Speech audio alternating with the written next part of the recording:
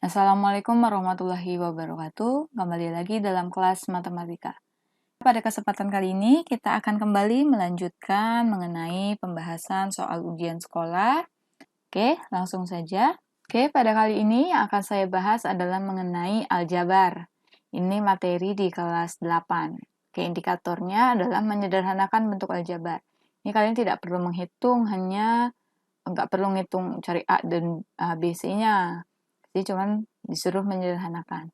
Oke, langsung aja. Bentuk sederhana dari 2AB plus 3AC dikurang 4BC dikurang 6AB dikurang 7AC ditambah 10BC adalah berapa?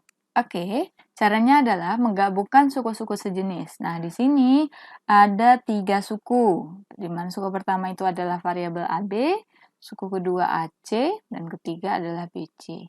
Oke, kita langsung aja. Berarti 2AB ditambah 3AC dikurang 4BC dikurang 6AB dikurang 7AC ditambah 10BC. Nah, kita satu-satukan dulu yang sejenis. Mana yang sejenis nih? AB sama AB. AC sama AC. BC sama BC. Oke, berarti 2AB dikurang 6AB ditambah 3AC dikurang 7AC dikurang 4BC ditambah 10BC. Udah kita hitung. 2 kurang 6 min 4AB. Ditambah 3 kurang 7 min 4AC. 4 dikurang 10 plus 6BC. Oke, kita rapikan. Berarti min 4AB dikurang 4AC ditambah 6BC. Ini nih plus ketemu min ya. Oke, mana yang jawabannya? 4AB min 4AB min 4AC plus 6BC. Oke, yang B. Gampang ya? Nggak terlalu sulit, cuman hanya menyederhanakan. Selanjutnya, perhatikan pernyataan di bawah. Yang pertama adalah 2A kuadrat min 3AB sama dengan A dikalikan 2A min 3B. Pernyataan yang kedua, X kuadrat min 9 sama dengan X min 3 dikalikan X min 3. Dan pertanyaan terakhir adalah 2X kuadrat plus 2X min 12 sama dengan 2X min 4 dikalikan X plus 3. Oke, kita dari pemfaktoran di atas, bentuk yang benar adalah yang mana? Berarti kita coba satu-satu. Yang pertama, benar nggak ketika A dikalikan 2A minus 3B sama dengan 2A kuadrat min 3AB? Oke, ini langsung aja coba. A kalikan 2A min 3B sama dengan A kali A sama dengan 2A kuadrat. A kali min 3AB minus 3AB. Coba ini dengan ini sama atau tidak? Sama, berarti persamaan yang pertama betul. Persamaan yang kedua, ketika X min 3 dikalikan X minus 3. Berarti jadinya adalah atau X minus 3 pangkat 2 ya. Ini cara cepatnya adalah, kalau yang ini cara cepatnya nih, X minus A min B pangkat 2 sama dengan A kuadrat minus 2AB plus B kuadrat. Ini cara cepatnya. Sini A-nya X, B-nya itu 3. Ya, berarti X pangkat 2 dikurang 2 kali 3 kali X ditambah minus 3 pangkat 2 sama dengan X kuadrat min 6X plus 9. Oh, salah nih. Di sini X kuadrat minus 9. Sedangkan kalau X min 3 kalikan X min 3 hasilnya adalah X kuadrat min 6X plus 9.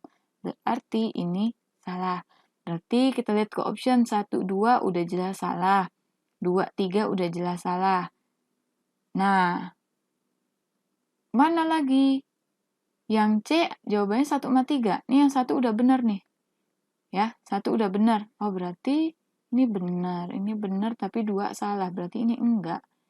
Nah, kalau yang D 3 saja, tapi sedangkan nomor 1 harusnya benar, berarti ya udah Tinggal kamu jawab aja yang C. Perlu lagi nggak untuk ngitung yang ketiga? Nggak perlu, karena udah ada jawabannya nih, 1 dan 3. Ya, kecuali ada lagi nih yang lain. Kayak, atau kecuali gini, ini kan 3 saja, atau kalau misalnya ada pilihan 1 saja. Ya udah, nanti yang ketiga coba kalian buktikan. Ya, paham ya? Mudah, cuman disuruh membuktikan. Selanjutnya masih tentang aljabar. Sekarang kalau tadi menyederhanakan aljabar, kalau sekarang adalah menyelesaikan bentuk aljabar. Diketahui A sama dengan min 7x plus 5 dan B sama dengan 2x minus 3. Tentukan nilai A dikurangin B. Ini sebenarnya aljabar ini adalah awal mula dari si persamaan linear satu variabel. Ya, oke, kita langsung aja. Diketahui A-nya min 7x plus 5, B-nya 2x minus 3. Yang ditanya A dikurangin B. Berarti A-nya itu minus 7x ditambah 5, dikurangin B-nya 2x minus 3. Kita rapikan ya, min 7x plus 5 min. Keluarin. Ingat, dia ini satu kelompok. Min ini adalah punya mereka semua. Punya si B. Nah, sedangkan si B ini satu paket adalah 2x minus 3. Jadi, min ketemu plus, min 2x, min ketemu min, plus 3. Boleh nggak, Bu? Ini nggak pakai kurung. Kalau kamu nggak pakai kurung, tandanya negatif ini hanya punya 2x. Sedangkan negatif ini punyanya 2x dan punyanya negatif 3. Oke, jangan sampai salah ya. Kita satukan sejenis, berarti min 7x min 2x plus 5 plus 3. Punya utang 7, utang lagi 2, min 9x. Oke, sampai sini. Yang jawabannya negatif 9x. Ini dan ini. Oh, ini udah jelas enggak. Berarti kita blacklist jawabannya. Tinggal A dan B. Oke, tinggal 5 tambah 3, 8. Ada jawabannya B. Minus 9x plus 8. Oke, cukup mudah ya. Lanjut, hasil dari 2Q min 2 pangkat 2. Nih, tadi pakai rumus yang A min B pangkat 2 sama dengan A kuadrat min 2AB plus B kuadrat. Oke, ini kita menggunakan rumus ini, di mana ini A-nya adalah 2Q, B-nya adalah negatif 2. Berarti kita masukin ke rumus, 2P min 2 pangkat 2 sama dengan A kuadrat min 2AB plus B kuadrat. A-nya adalah, oke ini Q, sorry ya, ini Q. Di 2Q pangkat 2, ingat, A-nya itu adalah 2Q, maka yang dipangkatkan 2 adalah si 2Q, bukan Q-nya doang. Oke ya, gini, 2Q pangkat 2, ini artinya berbeda dengan 2Q pangkat 2. Kalau ini artinya yang dipangkatin 2 cuman si Q. Kalau begini yang dipangkatin 2 artinya adalah 2Q. Ya, dikurangin 2 kalikan 2Q plus, min 2 dikalikan minus 2 ditambah minus 2 pangkat 2. 2 pangkat 2, 4. Q pangkat 2, Q kuadrat. Min ketemu min, plus 2 kali 2, 2 kali 2, 4. 4 kali 2, 8, Q. Ditambah minus 2 pangkat 2, 4. Jawabannya adalah yang C. Ya, 4Q kuadrat plus 8Q plus 4. Oke, ini maaf di sini saya nulisnya A, harusnya Q ya. Itu Q. Oke. 4Q kuadrat plus 8Q plus 4. Oke, sudah. Mudah ya? Sangat mudah. Oke.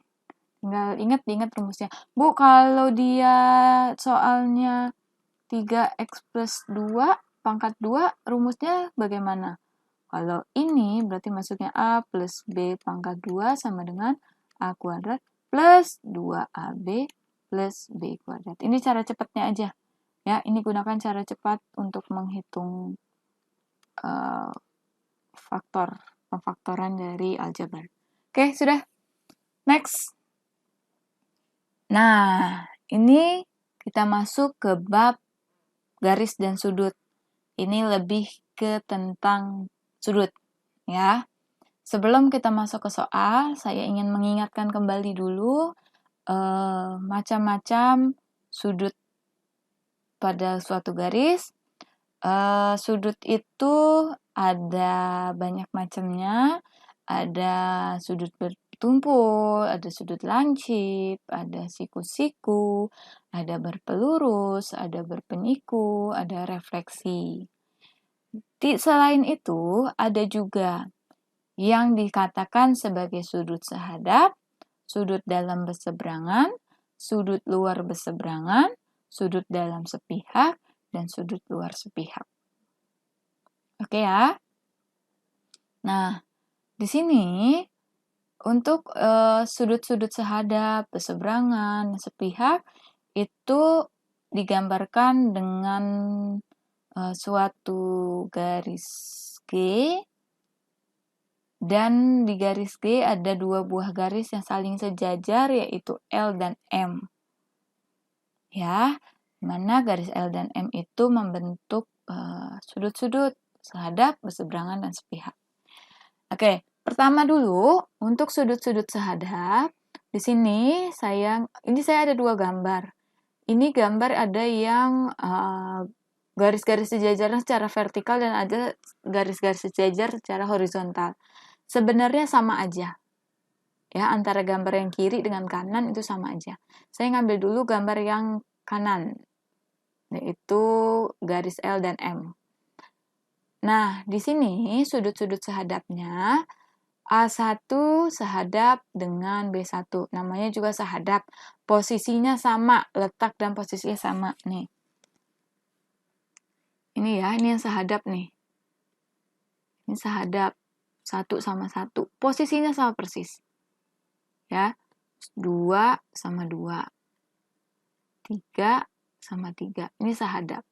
Ini yang sehadap. Kalau pada gambar ini sehadap yang mana? Oh, nih contohnya O4 dengan P4. Sehadap yang gambar satu lagi, O4, nilainya akan sama dengan P4. O2, nilainya akan sama dengan P2. Oke ya. Next, yang dalam berseberangan. Oke, contohnya A3 sama dengan B1. A3 sama dengan B1. Dia posisinya ada di dalam garis L dan M, ada di antara garis L dan M, dan dia berseberangan itu berarti dia nyilang. Ya, A3 dengan B1, nilainya sama. Lalu A4 dengan A2, dia berseberangan juga, nilainya sama. Kalau yang digambar yang sebelah kanan bagaimana? Oh, berarti berseberangan dalam ya. O1, P3. Dia berseberangan. Ini misalnya P1, P3 dengan O1, atau dibalik juga nggak apa-apa. Ada lagi, ada O2 dengan P4. Oke.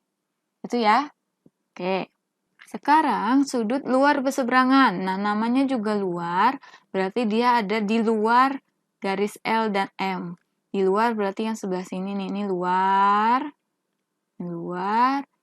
ini dalam. Ya. Oke, luar berseberangan. Oke, contohnya A1, B3. Dia posisinya ada di luar, tapi dia tetap bersilangan. Ya. Lalu A2, B4. Oke. Itu di luar berseberangan. Kalau yang ini luar berseberangan siapa? Contoh O3, P1. O3 sama dengan P1 atau O4 sama dengan P2. Oke. Paham? Selanjutnya dalam sepihak. Sepihak berarti dia ada dalam satu garis lurus. Kalau sepihak dia ada dalam satu garis lurus, cuman nilainya bukan sama. ketika nanti mereka dijumlah, itu hasilnya 180. Sepihak ya. Sepihak itu ada dalam satu garis lurus. Oke, contohnya di sini A3 ditambah dengan B2. Tetap dalam sama dalam, luar sama luar. Ketika mereka dijumlah, hasilnya adalah 180. Lanjut, A4 dengan B1 ketika dijumlah hasilnya 180. Kalau yang ini, kalau pada gambar ini, dalam sepihaknya O1 ditambah B4. O1 ditambah P4 sama dengan 180. Terus O2 ditambah P3 sama dengan 180. Ya. Kenapa 180? Karena dia sudutnya berpelurus, lurus. Sudut berpelurus nilainya adalah 180. Oke, itu kalau dalam sepihak. Kalau luar sepihak berarti yang ada di luar. Yang ada di luar garis L dan M. Berarti A2 ditambah B4. A1 ditambah B4 sama dengan 180. A2 ditambah B3 sama dengan 180. Ya. Nah, kalau yang ini luar sepihaknya O3 ditambah P2. Ini O3 ditambah P2 sama dengan 180. O4 ditambah P1 sama dengan 180. Ini O4, P1. Oke, paham ya? Sepihak dia ada dalam satu garis lurus, berseberangan berarti dia silang, sehadap posisinya letaknya sama. Nggak ngaruh luar atau dalam. Ya, kalau yang satu di luar berarti yang satu lagi di dalam. Itu kalau sehadap. Nggak ngaruh luar sama dalam kalau sehadap. Yang ngaruh luar sama dalam hanya berseberangan dengan sepihak. Ingat yang di dalam itu adalah sudut-sudut yang ada di antara dua buah garis yang saling sejajar. Yang luar itu adalah sudut-sudut yang ada di luar. Yang ada di luar dari garis L dan garis M. Ya, bukan di antara garis L dan garis M. Atau bukan ada di antara garis-garis yang sejajar. Oke, itu saya harap bisa dipahami untuk yang mengingat kembali. Oke, sekarang kita lanjut. Perhatikan gambar berikut. Nah, ini ada sebuah garis A, di mana di dalam garis A ini ada dua buah garis yang saling sejajar. Ada garis AH, dan di dalamnya ada dua buah garis sejajar, yaitu garis BD dan garis EG. Nah, di sini tentukan nilai X pada gambar di atas. Nah, untuk X itu ada di garis BD. Ya, ada di bagian dalam garis BD. Nah, untuk mencari nilai X, kita menggunakan apa nih? Nah, kita lihat posisinya. Posisi sudut-sudut yang diketahui. Di sini posisi sudut yang diketahui adalah nih, 120 dengan ini ya, si 2X minus 30. Nah, kalau gambarnya seperti ini, berarti kan dia bersilangan ya. Bersilangan antara garis yang atas dengan garis yang bawah bersilangan ada di dalam. Kalau bersilangan dan di dalam berarti dia masuknya ke berseberangan. Nah, ini berseberangan dalam atau dalam berseberangan. Sudut dalam berseberangan, maka karena sudut dalam berseberangan, maka nilainya sama ini sudut dalam berseberangan ya. Berarti ini ketika nilai ini C ya, harusnya di sini C nih. Ketika nilai ketika nilai 2X min 30 karena berseberangan, maka nilainya sama dengan 120. Ini saya anggap ini itu adalah A3. Kalau kita merujuk pada gambar yang ini ya, yang ini itu adalah B1. A3, B1 ini. A3, B1 berarti dalam berseberangan. Berarti nilainya sama. Udah deh, kita cari nilai X, berarti tinggal satu kanan sejenis, min 30 pindah ruas jadi plus, berarti 2X sama dengan 120 ditambah 30. 2X sama dengan 150. Derajatnya jangan lupa. Berarti X sama dengan 150 bagi 2. X sama dengan 75 derajat. Ini jawabannya. Dan tentukan nilai X kan? Oke. Kalau yang ditentukan nilai A3-nya, Gak usah dihitung, kalau ditentukan nilai 3 udah pasti 120. Kenapa? Kan nilainya sama. Berseberangan, nilainya sama. Oke, sampai sini paham ya? Mudah, yang penting hafalin rumus sehadap, berseberangan, sepihak. Cukup menghafal itu aja. Oke ya? Saya next. Masih tentang sudut. Ingat kembali, sebelum saya masuk ke soal, saya ingat kembali dulu. Tadi yang seperti saya bilang, sudut itu ada macam-macamnya. Ada sudut lancip, tumpul, siku-siku. Kalau lancip berarti angkanya itu kurang dari 90 dan lebih dari 0 derajat. Kalau sudut tumpul itu ada di antara 90 sampai 180. Siku-siku pasti 90. Oke, ada juga yang disebut sebagai sudut berpelurus, berpenyiku, dan bertolak belakang. Sudut berpelurus ketika dijumlahkan hasilnya adalah 180. Sudut berpenyiku ketika dijumlahkan hasilnya ada 90. Dan sudut bertolak belakang maksudnya ya dia bersilangan. T1 sama T3, T4 sama T2 gitu ya. Oke, ingetin lagi, satu putaran penuh itu adalah 360. Kalau sudut pada segitiga, itu adalah besarnya 180. Oke, saya langsung next aja. Perhatikan gambar di bawah, ada garis KLM dan ada garis LN, di mana di sini adalah sudut berpelurus. KLN-nya adalah 3x plus 15, MLN-nya adalah 2x plus 10. Tentukan sudut berpelurus KLN. Nah, kalau yang ditanyakan, tentukan sudut berpelurusnya. Kalau menentukan sudut berpelurusnya berarti bertolak belakang dari sudut yang ditentukan.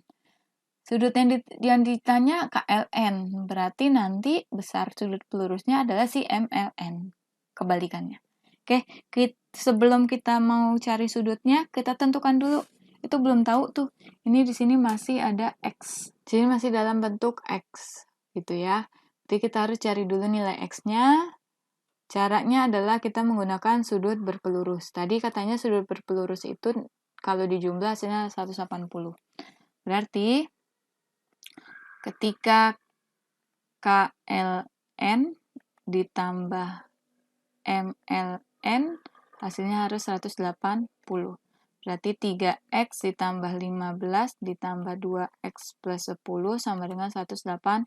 3 tambah 2, 5x, 15 tambah 10, 25 sama dengan 180. Berarti 5x sama dengan 180 dikurangin 25, 5x sama dengan 155. Derajatnya jangan lupa. Berarti x sama dengan 155 dibagi 5. X sama dengan 31. Selesai? Belum. Yang kita cari adalah pelurus dari KLN. Pelurus dari KLN sama dengan sudut MLN. Siapa sudut MLN? 2x plus 10. Berarti 2 kalikan x-nya tadi 31 ditambah 10. 31 kali 2, 62 ditambah 10. Berarti 72. Oke, jawabannya adalah yang B. Ingat, kalau berpelurus ataupun berpenyiku, nanti juga ada. Sudut besar penyiku dari sudut ini. Gitu. Berarti kebalikannya dari sudut yang ditanyakan.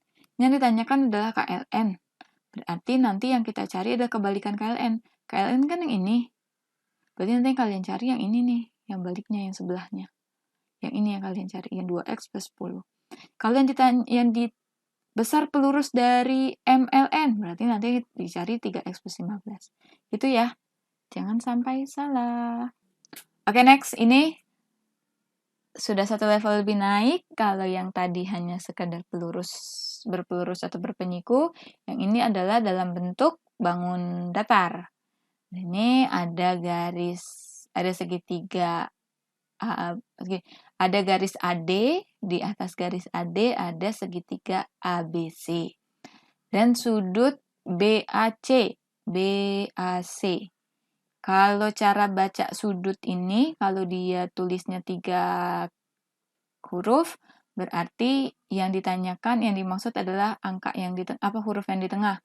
BAC berarti yang dimaksud adalah sudut A. Kalau ABC berarti sudut B. Oke, saya lanjut. Nah, karena yang ditanya adalah sudut BAC, yaitu di mana sudut BAC itu adalah Y plus 10, maka kita butuh Y dulu nih. Ya udah, kita cari Y, bisa menggunakan kedudukan dari besar sudut segitiga. Satu segitiga besarnya adalah 180.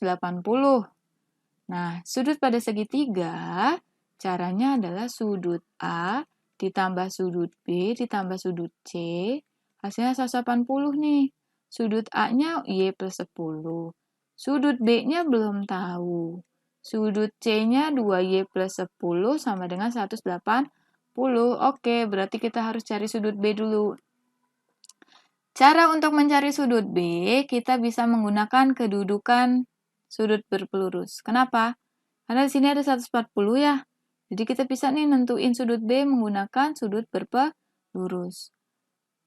Berarti sudut B itu kan berpelurus harus 180. Ini saya anggap X deh ya.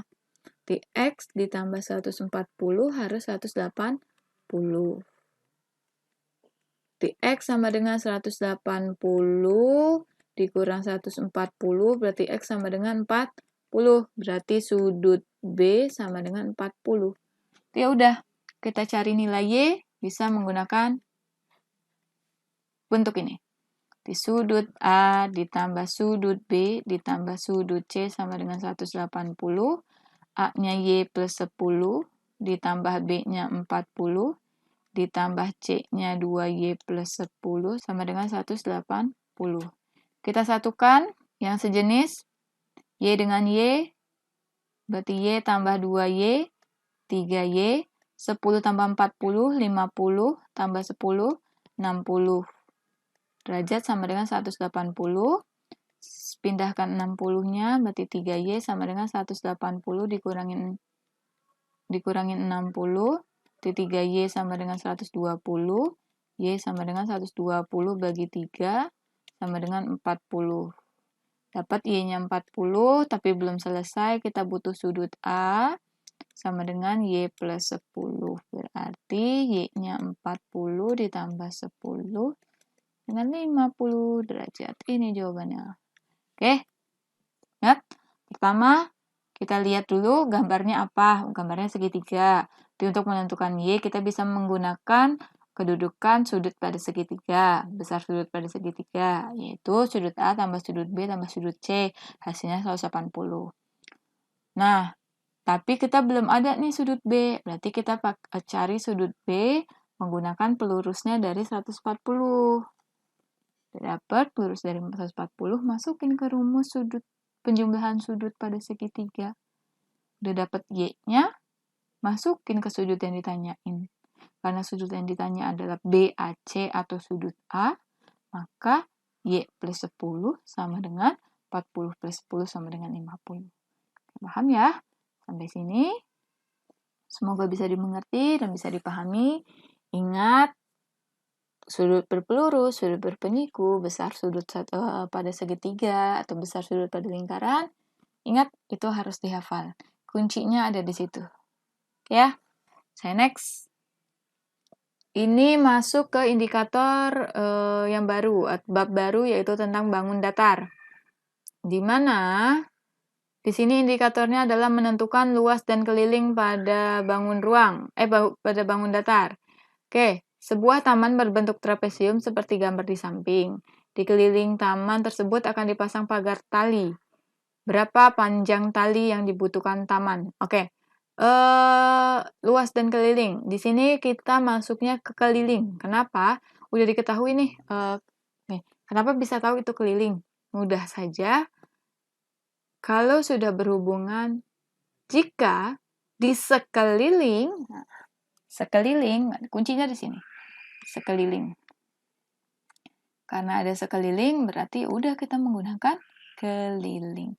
Kalau soalnya akan ditanami rumput, akan dipasangkan ubin, akan dicat, akan diberikan tanah, berarti itu udah masuk ke luas. Tapi jika akan ditanami pohon di sekeliling taman, akan dipasangi pagar, akan dipasangi lampu, maka itu masuknya adalah ke keliling. Oke, kita langsung aja. Panjang tali yang dibutuhkan, berarti kita juga harus butuh kelilingnya dulu ya. Kita mau nyari keliling trapesium. Ya udah, keliling trapesium sama dengan ini saya kasih huruf ya. A, B, C, D. Berarti keliling trapesium adalah AB ditambah BC ditambah CD ditambah DA. AB-nya udah ada, BC ada, CD ada, yang belum ada AD. Ini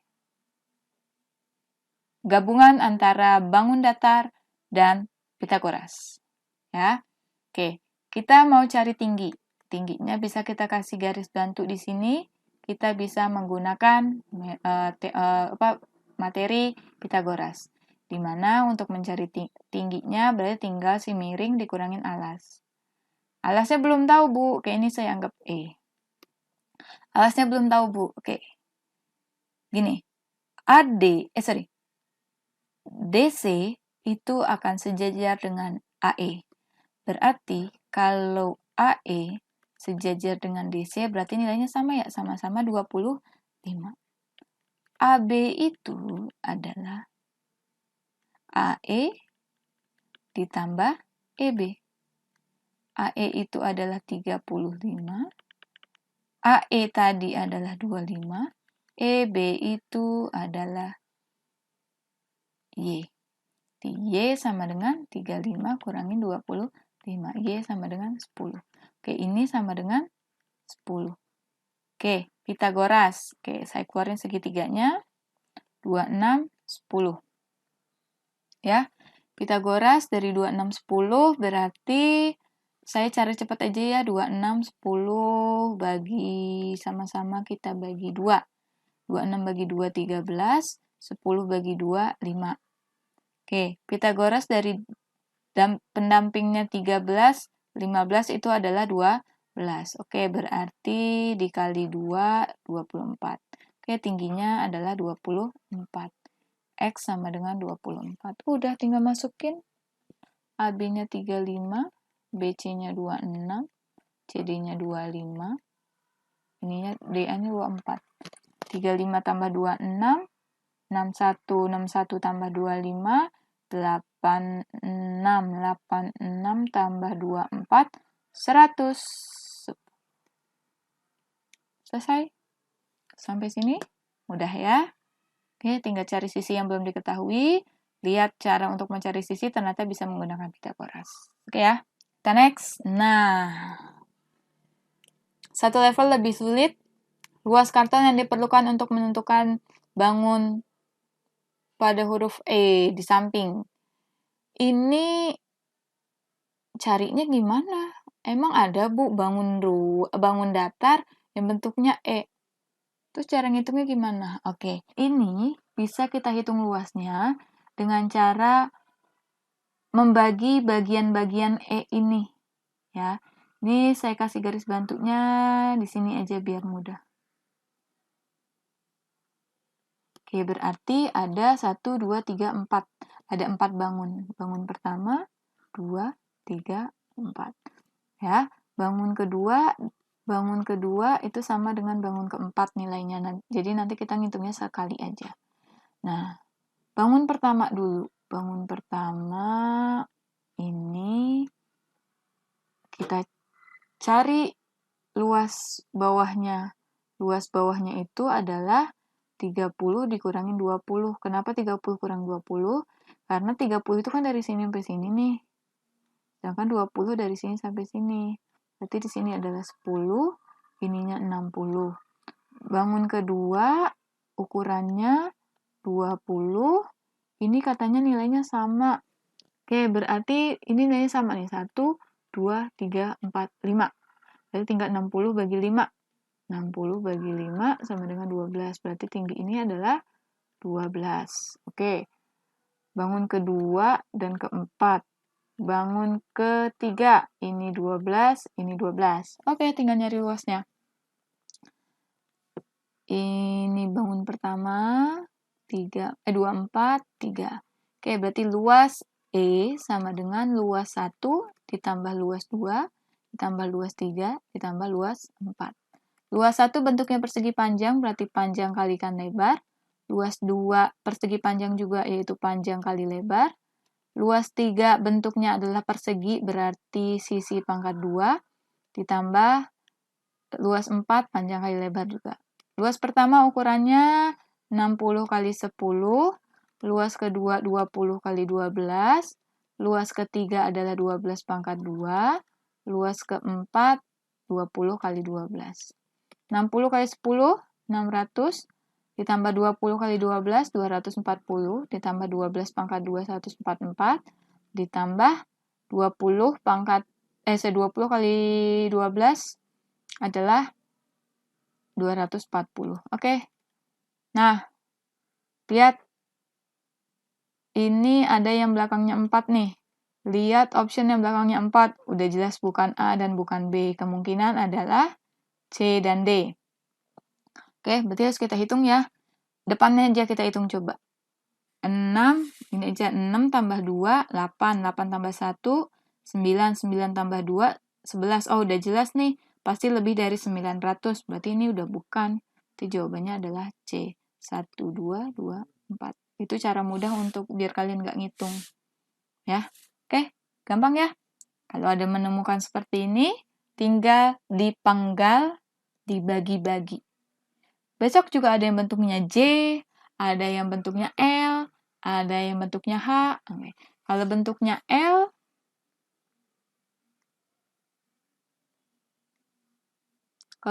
ya udah dibagi 2 gini. Ini yang pertama, ini yang kedua. Kalau bentuknya H gimana? Kalau bentuknya H berarti dipenggal lagi. Ini 1, 2, 3. Biasanya muncul sih ini sih. E, L, H. Bu, kalau ditanya keliling gimana? Kalau ditanya keliling, nggak usah dipenggal. Dengan soal yang sama ditanya keliling. Ini saya kasih garis bantu. Kenapa? Tinggal geser aja nih. Ini akan sama nanti ini jadinya. Ya. Cuma tinggal, kalau keliling yang ditanyakan tinggal 2 kali PL. 2 tambah PL. 2, P-nya 30, L-nya 60. 2 kali 90, 80. Kalau ditanya keliling. Oke, paham ya sampai sini ya? Next, ini soal yang sering muncul. Perhatikan gambar persegi panjang KLMN dan persegi PQRS. Jika luas yang diarsir adalah 40, maka tentukan luas daerah yang tidak diarsir. Ini caranya gimana? Nggak bisa nih, mau luas KLMN, biasanya kan kayak gitu. Luas KLMN dikurangi luas PQRS. Nggak bisa begitu. Kalau yang tadi berarti artinya PQRS ada di dalam KLMN.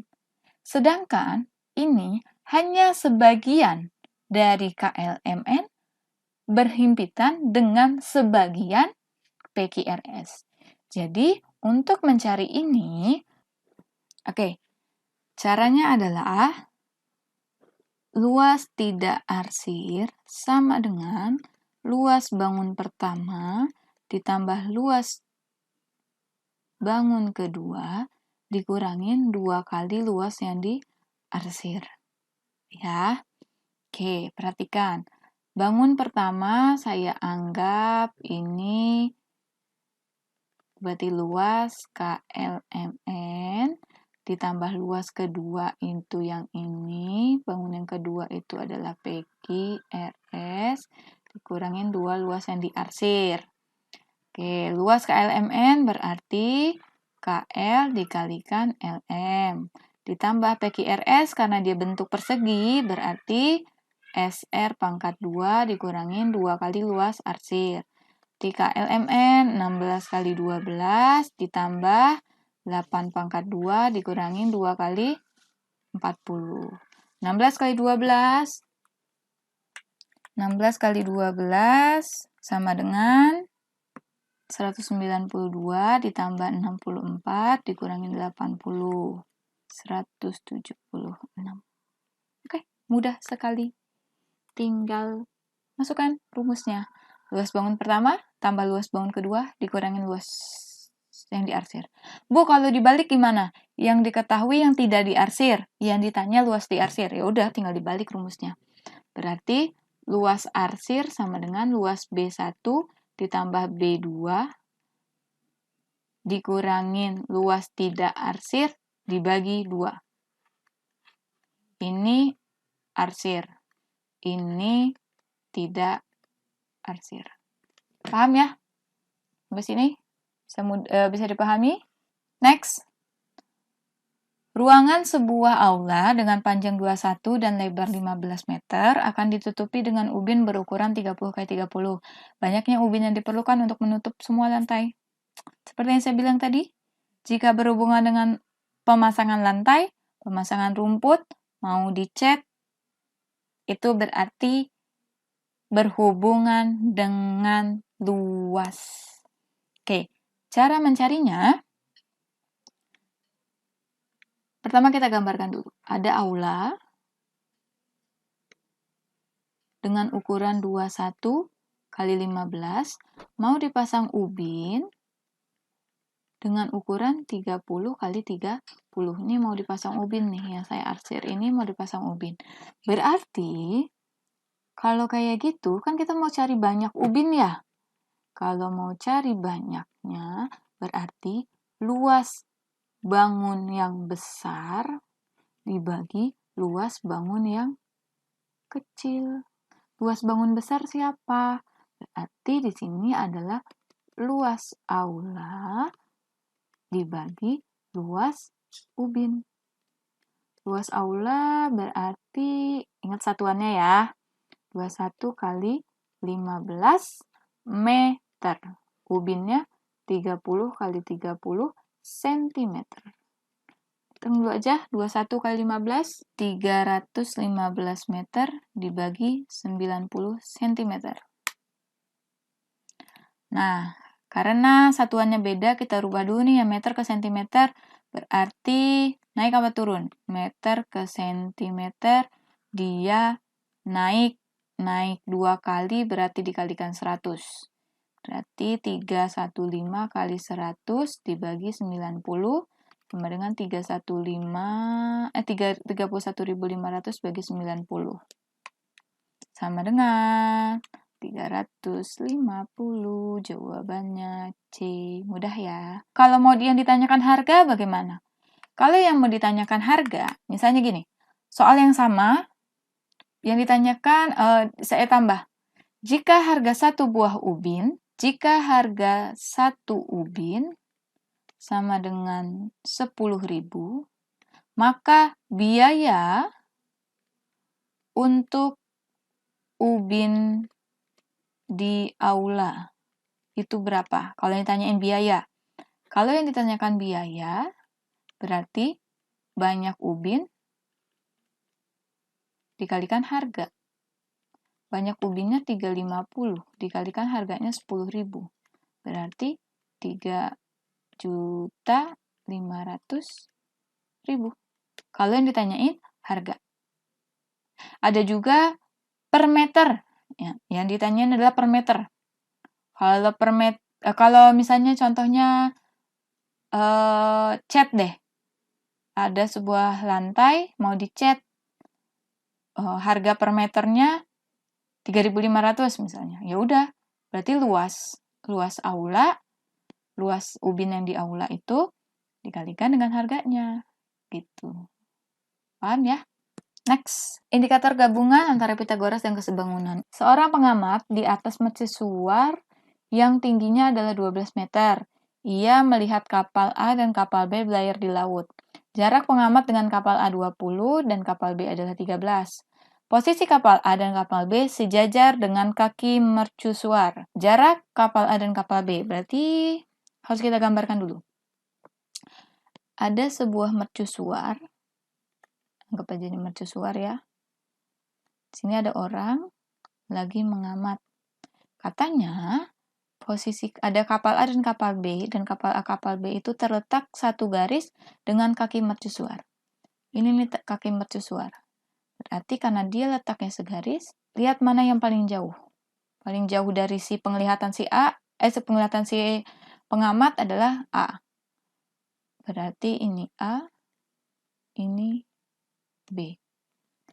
Jarak pengamat dengan A adalah 20. Jarak pengamat dengan B adalah 13. Ini orangnya itu ada di dalam mercusuar ya. Orangnya itu kan pengamat dari mercusuar, kan nggak mungkin dia berdiri di atas mercusuar. Dia ada di dalam mercusuar. Nah, tinggi mercusuarnya itu adalah 12 meter. Ya udah. Yang ditanyakan jarak kapal A dengan kapal B. Ini yang ditanyakan. Berarti untuk menyelesaikannya kita bisa kasih garis bantu di sini. Ini bentuknya kalau kita rapiin kayak gini nih. Nah, bentuknya seperti ini. Kita mau cari nilai X, ini 12, ini 20, ini 13. Oke, berarti untuk mencari nilai X, caranya adalah, sini ada dua buah segitiga. Nah, caranya gini, ada dua buah segitiga. Segitiga yang pertama dengan sisi miringnya adalah 20 dan tegaknya 12. Dan segitiga yang kedua adalah dengan tingginya 12 dan sisi miringnya adalah 13. Nah, untuk mencari jarak antara A dengan si B atau si X ini, caranya adalah alas gambar A dikurangin dengan alas gambar B. Nah, untuk mencari alas, kita menggunakan Pitagoras. Udah, kita cari dulu nih yang B, berarti yang B dulu nih, berarti akar dari 13 kuadrat dikurangin 12 kuadrat. Sama dengan akar dari 169 dikurangin 144. Sama dengan akar 25 sama dengan 5. Oke, ini jaraknya 5. Satu lagi yang A jaraknya 20 kuadrat dikurangin 12 kuadrat. Kenapa dikurang? Karena ia mencari alas. Kalau nyari alas berarti miring dikurangin tinggi. Jadi 400 dikurangin 144 sama dengan akar dari 256. 256 sama dengan 16. Berarti A-nya 16. Berarti ini adalah 16 dikurangin 5. Sama dengan 11. Jawabannya B. Kalau ada soal begini, harus digambarkan terlebih dahulu, biar kita tahu maksudnya bagaimana. Apa yang harus kita cari. Oke, gambarnya, jaraknya adalah 11 meter. Oke, next. Ini indikator yang tentang bab Pitagoras, yaitu menentukan salah satu panjang dari sisi-sisi suatu gambar. Sebelumnya saya mengingatkan kembali dulu tentang Pitagoras, teorema Pitagoras, di mana rumus Pitagoras itu ada 3. Pitagoras itu merupakan segitiga siku-siku, ya, di mana ada yang disebut sisi miring, ada namanya sisi miring, ada yang namanya sisi miring, sisi alas, dan sisi tegak. Untuk mencari sisi miring, rumusnya adalah A kuadrat ditambah B kuadrat, atau akar dari A kuadrat tambah B kuadrat, di mana akar dari alas pangkat 2 ditambah tinggi pangkat 2. Ya. Nah, ada lagi, kalau mau carinya alas, berarti miring dengan tingginya diketahui. Untuk mencari alas, berarti miring dipangkatin 2 dikurang tinggi dipangkatin 2. Ya, atau akar dari miring pangkat 2 dikurang tinggi pangkat 2. Kenapa dikurang? Karena miring itu adalah angka yang paling besar. Kalau untuk kedudukan sisi-sisinya adalah A itu bisa lebih kecil daripada B, lebih kecil daripada C. Pokoknya intinya adalah C yang paling besar. Atau B bisa jadi lebih kecil daripada A dan bisa lebih kecil daripada C. C itu adalah yang paling besar. Oke ya. Nah, untuk mencari alas maka miring dikurangin tinggi. Sama, untuk mencari tinggi berarti miring dikurangin alas. Oke. Lanjut, macam-macam teorema Pitagoras. Di sini ada triple Pitagoras, ya. Ada triple Pitagoras, ini yang cukup ini sebenarnya yang kalian hafalkan untuk mempermudah kalian mengerjakan soal PG. Ya, ketika kalian sudah hafal 4 tipe ini, maka otomatis kalian nggak perlu ngitung pakai rumus ini. Tapi ingat, hanya berlaku pada soal PG, tidak berlaku pada soal esai. Ya, karena untuk mempermudah kalian aja ngitungnya biar lebih cepat. Oke, tipe yang pertama adalah 345, tipe kedua adalah 5, 12, 13, tipe ketiga 7, 24, 25, tipe keempat adalah 8, 15, 17. Bagaimana cara menggunakan tipe-tipe ini? Langsung saja kita masuk ke contoh soal. Dari contoh soal ini kita bisa nanti menggunakan tipe ini. Ya, menggunakan tipe-tipe pada triple Pitagoras. Oke, perhatikan gambar berikut. Panjang AD adalah, di sini ada dua segitiga siku-siku. Segitiga siku-siku yang pertama adalah segitiga ABC, dan segitiga siku-siku yang kedua adalah segitiga ACD. Nah, sedangkan di sini yang mau dicari adalah AD. Kita coba gambarkan dulu yang kita butuhkan. Ada segitiga siku-siku ACD dengan panjang CD-nya 8 dan AD-nya yang ditanyakan. Nah, ini kita mau cari AD, berarti sisi miring tadi ya.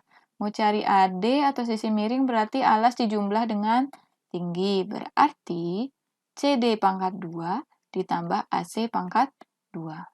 CD-nya ada. AC-nya belum ada.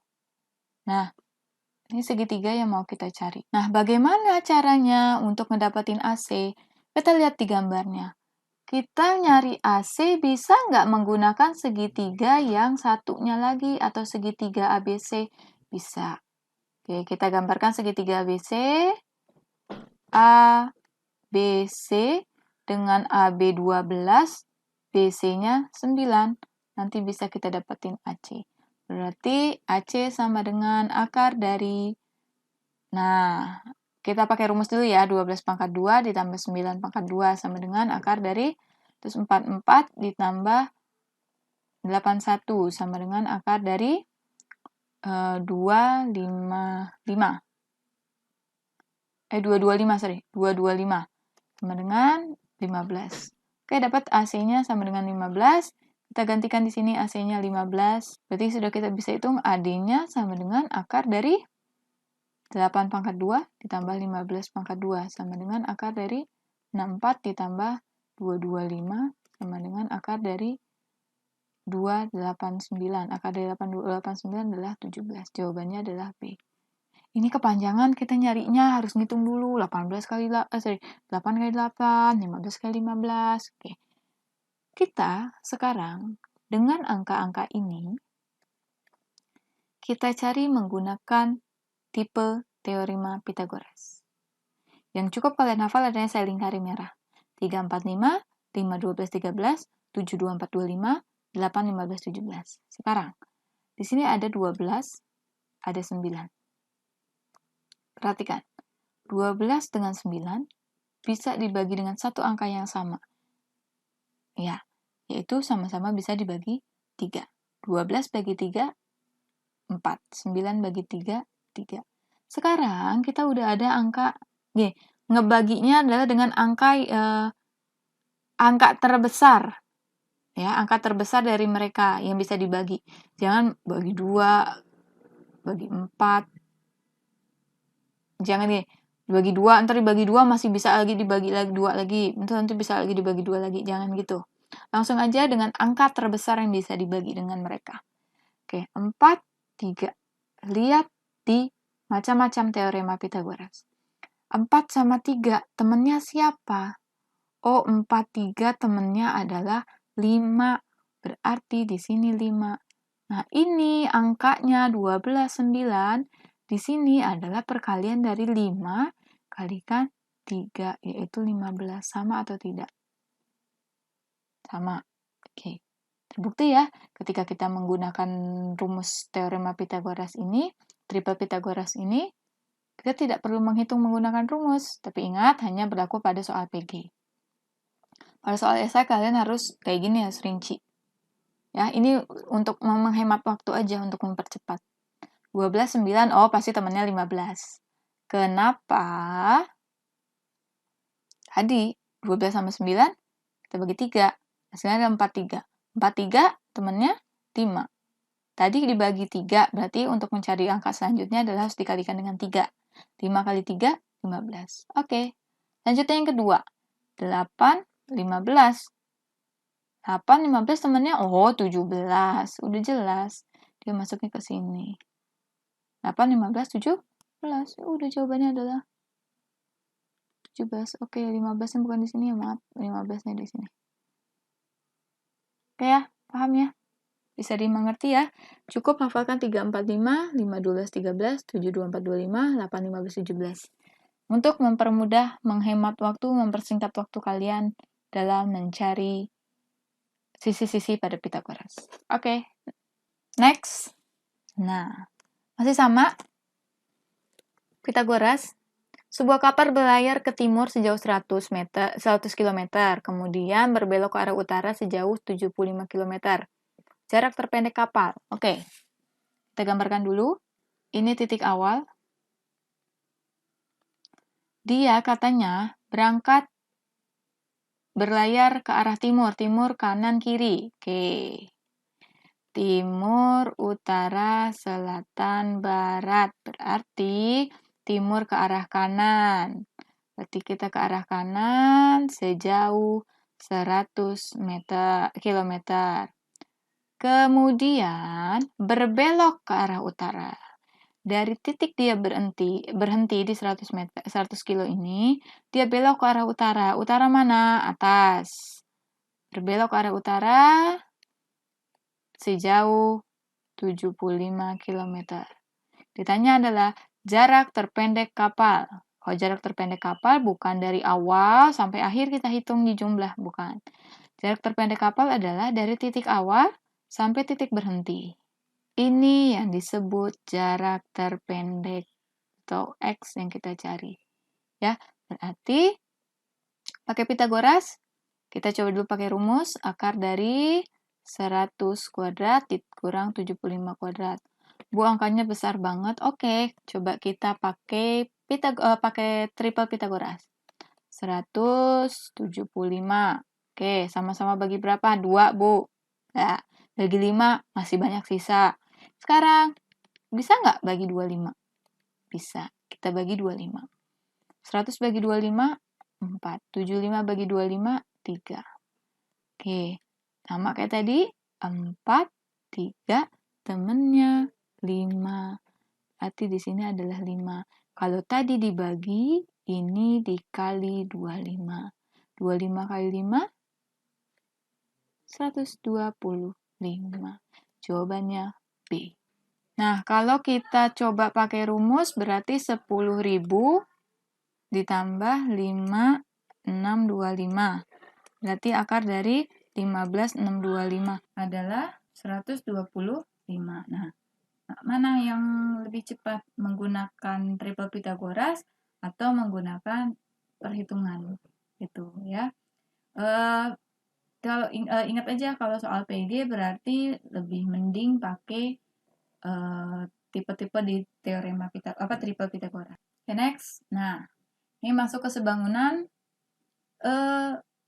panjang PR ditambah QR pada gambar di samping. Oke, sebelumnya saya ingin mengingatkan kembali ya, ini masuk ke materi garis tinggi pada segitiga siku-siku. Ke sebangunan masuk, ke Pitagoras masuk, tapi ini lebih masuk ke sebangunan. Oke, tadi apa namanya materinya adalah garis tinggi pada segitiga siku-siku. Di mana biasanya kalau di Pitagoras yang diketahui adalah garis PQ, garis PQ, garis RP atau garis RQ itu yang biasa diketahui. Yang ditanyakan bisa misalnya yang diketahui RP dengan QR, yang ditanya PQ atau kesebalikannya. Nah, tapi di sini yang diketahui bukan garis tinggi ataupun alas, tapi yang diketahui biasanya di sini adalah si garis tinggi RS, ya, si RS dan sisi miring. Ini yang biasa yang diketahui. Angka-angka pada sisi miring ini dia dibagi dua. Ada SQ, ada SP. Nah, ini nih yang saya tandain, ini biasanya adalah sisi-sisi yang diketahui jika pada garis tinggi pada sebuah segitiga siku-siku. Nah, caranya untuk mencarinya adalah, ini biasanya ditanya adalah PR, QR, dan RS. Ini yang ditanyakan. Sekarang coba kita untuk mencari PR dulu. PR berarti yang alas ya. Untuk mencari PR itu caranya adalah PS dikalikan PQ. Kecil bawah dikalikan keseluruhan. Ya, kecil bawah kali keseluruhan. Sekarang itu kalau mau cari PR. Sekarang kalau kita nyari RS. RS itu adalah garis tingginya. Cari garis tinggi, miring bawah, kali miring atas. Ya, mau cari sisi tinggi. Untuk mencari garis tinggi, miring bawah, kali miring atas. Terakhir, untuk mencari sisi tegak atau mau mencari QR, berarti atas dikalikan keseluruhan.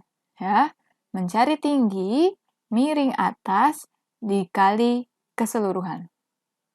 Sekali lagi, mencari alas berarti miring bawah dikali keseluruhan, dikalikan sisi miring keseluruhan.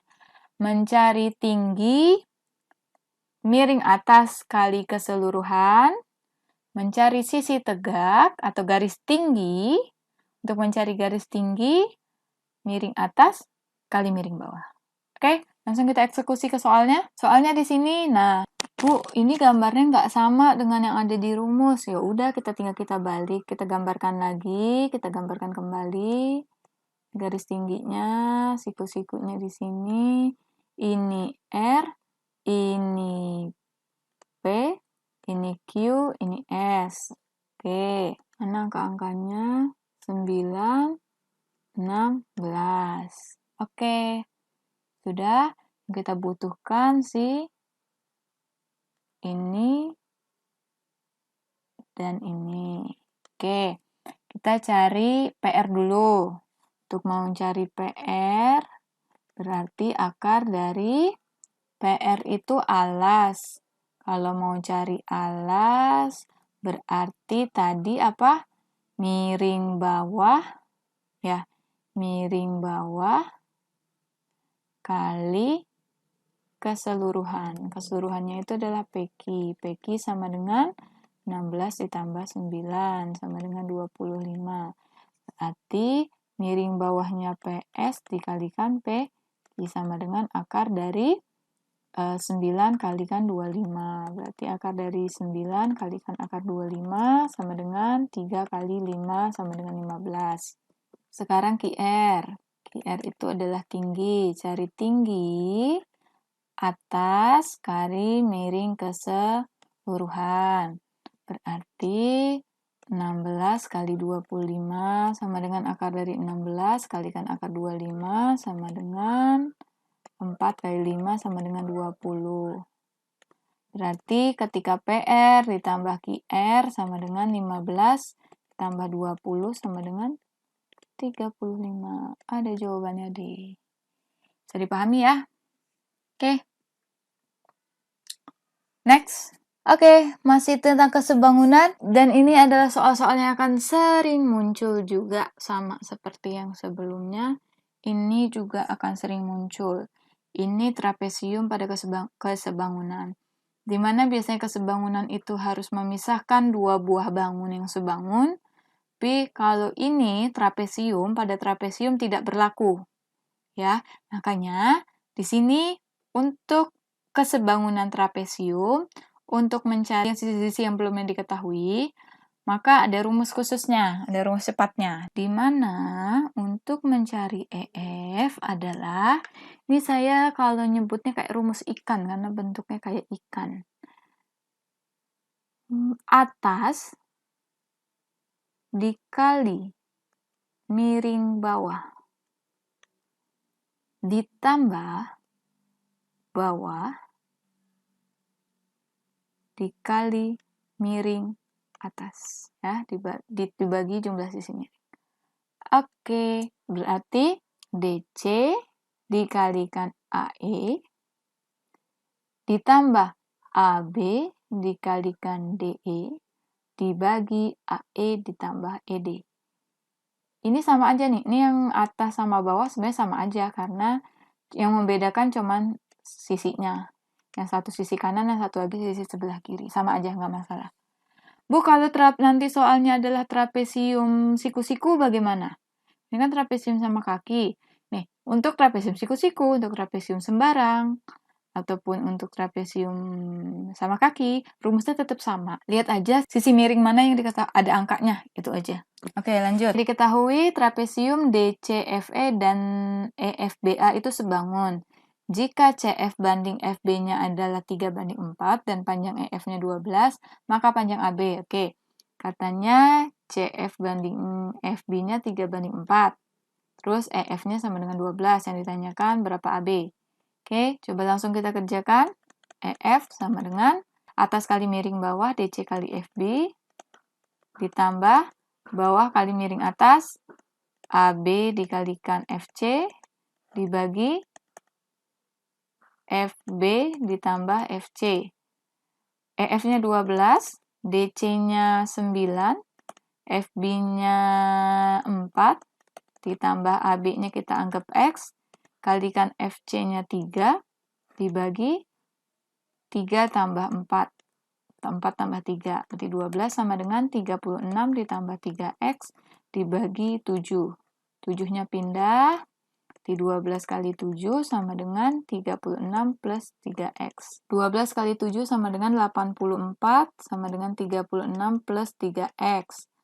36-nya pindah karena kita mau nyari X. Terus berarti jadinya 84 kurang 36 sama dengan 3X.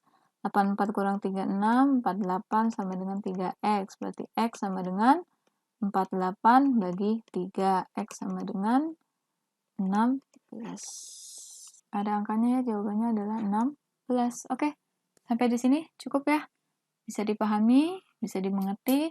Silahkan hafalkan rumus-rumus yang sudah saya ingatkan kembali, mulai dari rumus tadi segitiga garis tinggi pada segitiga siku-siku, rumus trapesium kesebangunan, sudut-sudut berpelurus, dan lain sebagainya.